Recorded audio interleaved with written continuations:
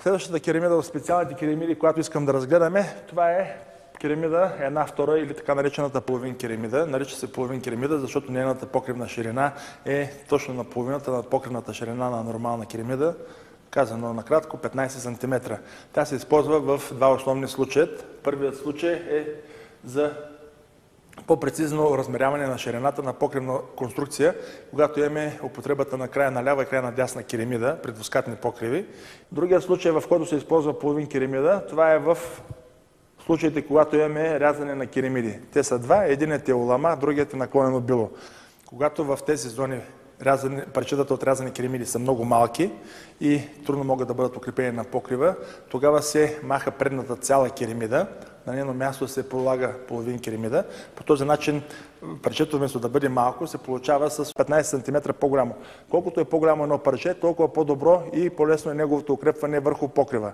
И нещо, което е изключително важно да ви кажа, сега е момента да ви го спомена, това е, че в областта на маията, на наклоненото било и в областта на уламата, всички парчета от рязани керамиди трябва да бъдат укрепени, за да може да са устойчиви на силни ветрове и бури.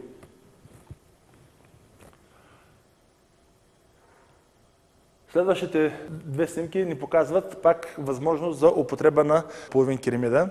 Обикновено, когато имаме покривен прозорец, до него не се слагат рязани керамиди с малки размери. Ако е необходимо да се режат керамиди, се прави следното нещо. Маха се предната цяла керамида, поставя се половин керамида и след това се поставя цяла керамида. Колкото е по-голямо парчето, толкова по-добре. Съответно, от другата страна по абсолютно същия начин. Вместо да се получи тук едно малко парче рязана керамида, чрез поставянето на половин керамида на следващия съседен ред, се получава парчето от рязана керамида по-голямо и съответно по-устойчиво на укрепване.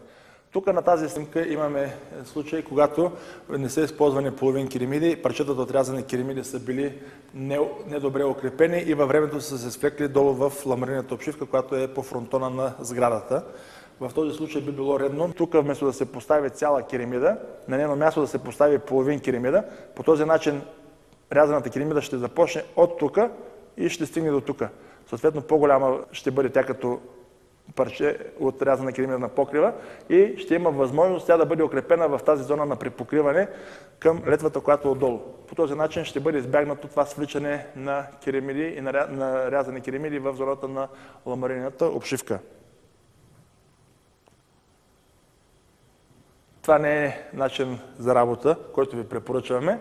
Винаги, когато се получат много малки парчета от рязани керамиди в областта на обшивката, по-добре е да се използва, да се сложи вместо цяла керамида отпред, да се сложи половинка.